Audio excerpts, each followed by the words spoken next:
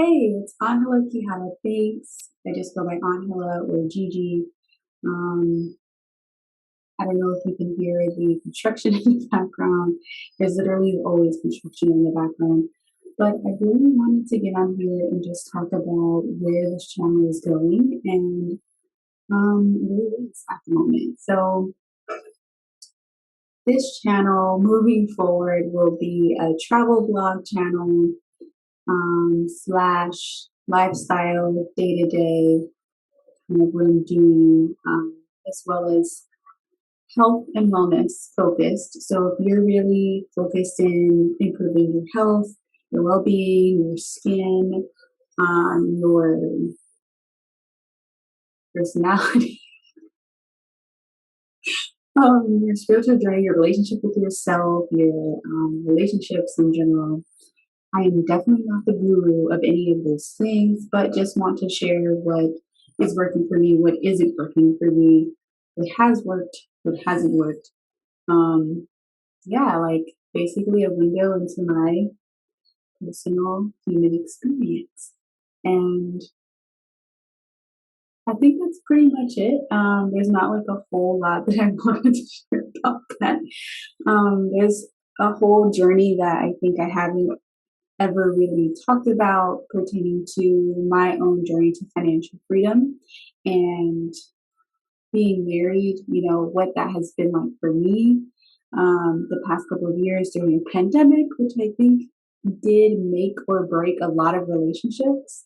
You being in really close quarters all the time, it really, I think, highlights that sense of who you are, and maybe sometimes can even bring out the ugly sides because it's just so much time, right? And so I think it taught me a lot about myself and also how much I truly can rely on, my husband and a lot of the people that I currently have in my community.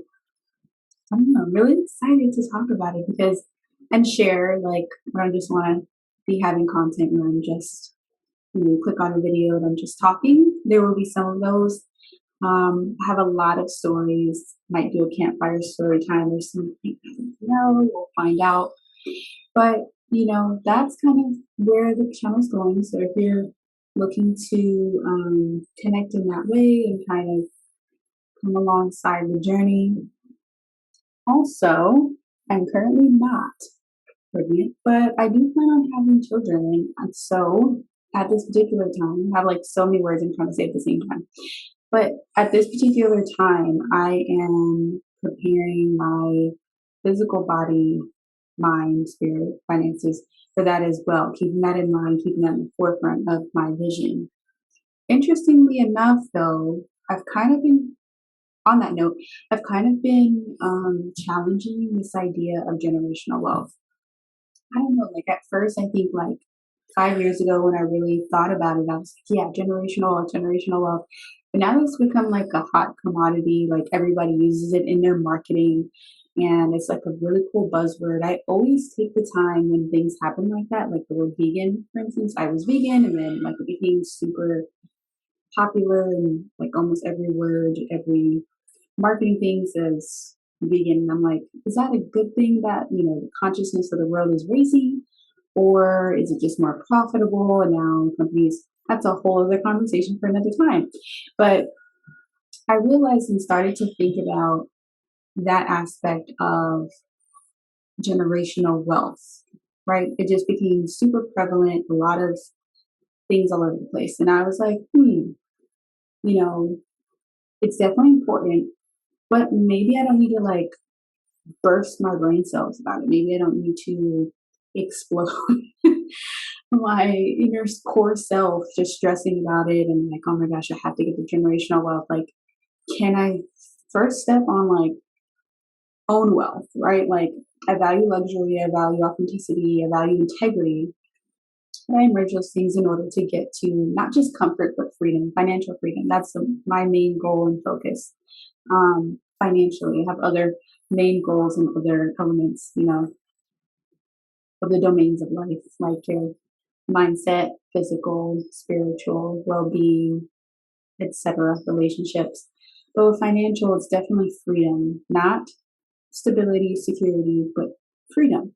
But you have to kind of like get there, right? So I don't know, I've been challenging that idea of like generational wealth builder as like the focus because the reality of the situation, this is what really like made me think about it was if I decide to, let's say, I don't know, have 100 million, let's throw it out there, put it in the universe, hopefully it comes back to me, but 100 million, right? And I set everything up nicely, it's in the will, everything is just beautiful. Um, and then my child decides that they actually would prefer not to have any of this money or continue on that legacy or everything that all the accounts and everything that I've set up so nicely to just drain them all on I don't know what they would drain them all, but let's say makeup or shoes or bad investments. And I'm long gone. Um, all of that stressing, all of that focus on generational wealth, all that focus on maybe sacrificing my early years as a human on this generational wealth idea. And in one generation, we're back to zero. And that could be, with my child, or that could be with my grandchild, my great grandchild, my great great grandchild. So I kind of feel like I've over glamorized this idea of generational wealth. Maybe, that shouldn't necessarily be the focus, you know, financial freedom. And if my children or grandchildren want to learn that, I have a creative resource or have a space for them to check out and learn that for themselves, be able to get that sweat equity for themselves and build something for themselves. Um, I don't know. Like I've been really just thinking about that. Maybe have, a pot of money on the side. I don't know. We'll see. But I've just been really challenging these ideas that just like before that, right? Like, oh, I want to be rich and a billionaire and all this type of thing. And I'm like, why do I want to be a billionaire? And I realized that I don't actually want to be a billionaire. It would be cool if I was. But, you know, my focus is freedom, financial freedom, and being able to live comfortably, some a little luxury here and there, and also be able to give back and create a lot of these sustainable community solutions that don't currently exist. And so that's like really my heart and really what I want to do. And that's what made me think about being a billionaire. But I've also learned that you don't need to have billions in order to create these types of impact, right? Like, at least my version of success isn't necessarily tied to money. It's very much about impact and leadership and community and relationships. And so I have to do a lot of my own work because I don't have a lot of beautiful, positive experiences that reflect positive, long term, sustainable relationships in itself. So,